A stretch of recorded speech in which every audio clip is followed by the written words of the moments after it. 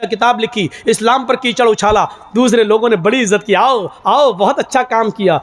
जो मुसलमान होकर इस्लाम में कीचड़ निकाल सकती है वो ईसाई बनकर क्या ईसाइयत में कीचड़ नहीं निकाल सकती है? जो अपनी अम्मा में गलती निकाल दे वो दूसरे की बनाई हुई मुंह बोली अम्मा में गलती क्यों नहीं निकालेगी? जो सगी मां में गलती निकाल सकती है वो सौतेली मां में गलती क्यों नहीं निकालेगी? तो मेरे भाइयों सोचो, जब उसने ईसाइयत में भी गलतियां निकाली तो उसको उधर से भी धक्के मार के भगा दिया गया। धोबी का गधा न घर का न घाट का। यही हाल सलमान रश्दी का हुआ, यही हाल तस्लीमा नसरीन का हुआ, यही हाल तारिक फतेह खान का हुआ और यही हाल इंशाअल्लाह जितेंद्र नारायण त्यागी का होगा।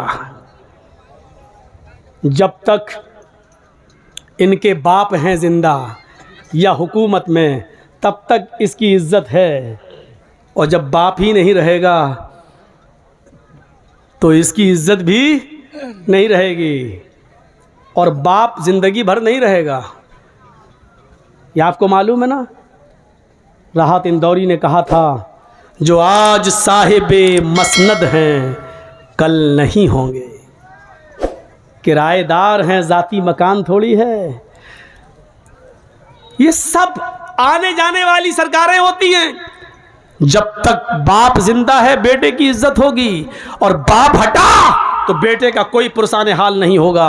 और दुआ करो कि इलाहुल आलमीन, इसने कुरान को जलील करने की कोशिश की, बारे इलाह तू इसको ऐसा जलील कर, ऐसा जलील कर, ऐसा जलील कर कि बाद में आने वाले लोगों के लिए इसकी जिंदगी और इसकी मौत दोनों निशाने इबरत बन जाए, दोनों लोगों के लिए मकाम इबरत बन जाए। ये दुआ करो मेरे भाइयों, क्योंकि ऐसे लोगों की मौतें ऐसी हुई हैं, ऐसी हुई हैं कि वो पूरी दुनिया के लिए मकाम इबरत बन गई। फिरौन की लाश जो कहता था ना रब्बुकुमुल आला, मैं तुम्हारा रब हूं, क्या हुआ? समंदर में डूबा, गर्क किया गया। डूबा तो कोई उसको बचाने वाला नहीं हुआ। अपने आप को रब कहने वाला भी क्या कहता है? आमन्ना बे रब्बिल आलमीन रब्बे मूसा व हारून, मैं मूसा और हारून के रब पर ईमान लाया।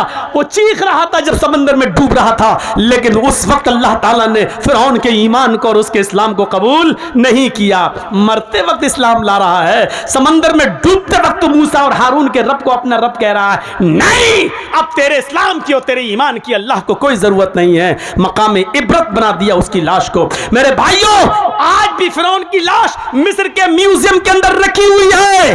आज भी जमीन के किसी टुकड़े के अंदर फिरौन की लाश को अगर दफनाओ तो जमीन निकाल के फेंक देती है, उसको एक्सेप्ट नहीं करती है। मेरे भाइयों, आज भी फिरौन की लाश को किसी समंदर में डालो तो समंदर उसको बहाता नहीं है, उसको बाहर फेंक देता है। आज भी फिरौन की लाश को समंदर एक्सेप्ट नहीं करता है और जमीन फिरौन की लाश को एक्सेप्ट नहीं करती है। अल्लाह ने फिरौन की लाश को दुनिया वालों के लिए मकाम इबरत बना दिया है।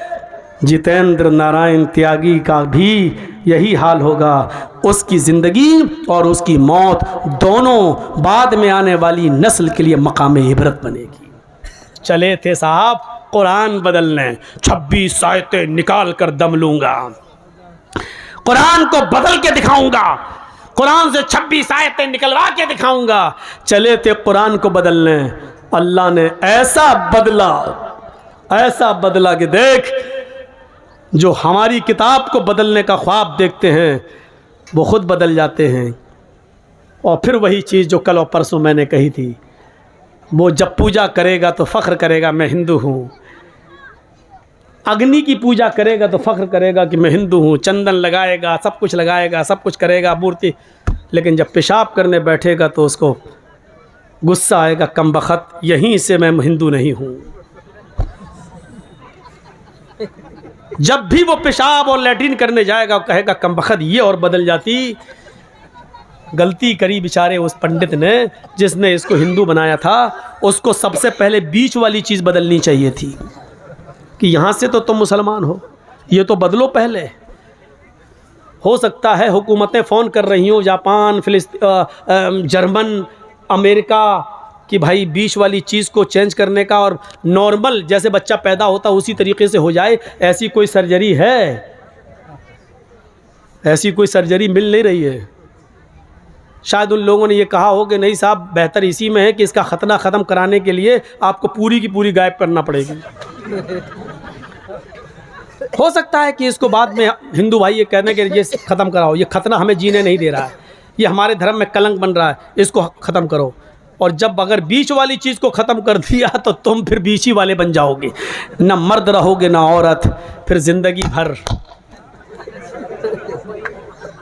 देखा अल्लाह ने कैसे बदला, चले थे कुरान बदलने, अल्लाह ने ऐसा बदला कि बीच वाला बनने की नौबत आ गई। अगर ऑपरेशन हो गया और बीच वाली चीज़ कट गई तो फिर रह क्या गया, और अगर नहीं बदली तो ज़िंदगी भर इस साला कोसता रहेगा अपने आप को, कमबख्त, हट, हो सकता देखे भी नहीं, हट, ऐसे करके भाग जाए। जनेऊ कहाँ बांधेगा, जनेऊ सोचो कहाँ पहुँचा दिया अल्लाह ने। और पेशाब तो आदमी दिन भर में 2-3 बार तो करता ही करता है, यानी इसको एहसास होगा कि हमने क्या किया है। कभी हो ना हो पेशाब करते वक्त एहसास ज़रूर होगा। अब हो सकता है कि एक मौके पर और एहसास हो, अब तो त्यागी हो गए ना, तो अब बीवी तो छोड़ के भाग गई है, अब उधर उनकी शादी हो सकती है, 7 फेरे लग सकते हैं, तो हो सकता है कि उस औरत से अपनी उस बीवी से जब मिलने जाए तब वो भी कहे हट हट, तू तो मुसलमान है, हम तो हिंदू से शादी किए, तुझसे थोड़ी किए, और अगर हिंदू है तो फिर तू हिंदू वाली मशीन लेके आ। अब सोचो कि कितनी जगह ये फटकार, अच्छा सिर्फ सोचो बस, अल्लाह ने कितना जलील कर दिया है इसको, कहाँ पहुँचा दिया है इसको। इसलिए कभी कुरान का मजाक मत उड़ाना मेरे भाइयों, कभी हदीस का मजाक मत उड़ाना। हम गुनाहगार हैं, अपने आप को गुनाहगार समझना, लेकिन कभी ये मत कहना कि मोहम्मद रसूलुल्लाह ने ऐसा क्यों कहा। नहीं, सहाबा किराम ने अपने खून से सींचा है इस इस्लाम को, कभी मजाक मत उड़ाना। मौलवी जर्जीस ने फ़ोटो तस्वीरें सब बताई हैं, इसको अपने दिल पर मत लेना। ये सोचना कि जर्जीस ने सुनाया क्या है, ये उसी नबी का फरमान है जिस नबी का पीछा इस तयागी ने किया है। 12 और नबी की 11, मोहम्मद की 11 बीवी, एतराज़ करता था ना, मोहम्मद की 11 बीवी पर बड़ा एतराज़ था। जिस धर्म में गया है उस धर्म में कृष्ण कन्हैया जी की 16,108 थी। चला मुँह खोल अपना थूथड़ा, क्या बोलेगा, चुपचाप है, खामोश है, नहीं बोल पाएगा, नहीं बोल पाएगा। क्यों? जिस चीज़ जिस मकसद के लिए गया है वो उसको पूरी हो रही है। केसों से बचने के लिए, और जो घोटाले और घपले किए तो उससे बचने के लिए, और मज़ीद दौलत पाने के लिए जहाँ गया था। इंसान दौलत के लिए इंसान क्या करता है, इसीलिए हजरत अली रज़ी अल्लाह ताला अन्हु ने फरमाया था, इर्तहलत दुनिया मुदबिरतन वर्तहलतिल आखिरतु मुकबिलतन वलिकुल्लि वाहिदतिन मिनहुमा बनून कूनू मिन अबनाइल आखिरा वला तकूनू मिन अबनाइद दुनिया। सुनो मेरे भाइयों, हज़रत अली ने क्या कहा था, बुखारी शरीफ की हदीस के अल्फाज हैं। हज़रत अली कहते हैं, इर्तहालत दुनिया मुदबिरतन, लोगो ये दुनिया जो है जिसके पीछे तुम पड़े हो, सोना और चांदी, दौलत, पैसा और माल जिसके पीछे तुम पड़े हो, ये दुनिया तुम्हें पीठ दिखाकर भाग रही है। वर्तहलतिल आखिरतु मुक़बिलतन, और आखिरत तुम्हारे सामने आ रही है, आखिरत तुम्हारे सामने आ रही है। अच्छा सुनिए, मेरी उम्र इस वक्त 40 के करीब हो चुकी है, 1-2 साल ऊपर ही है, कम नहीं है। तो 40 साल का मतलब क्या हुआ है,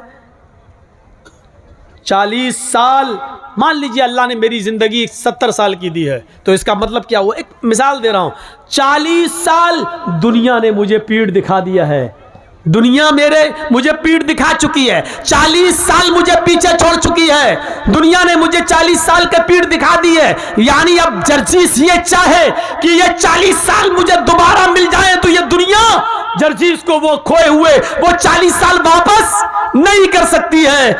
वल आखिरतु मुक़बिल, और आखिरत जो है, वर्तहलतिल आखिरतु मुक़बिलतन, और आखिरत सामना कर रही है। यानी 40 साल हमारी दुनिया से छूट गए,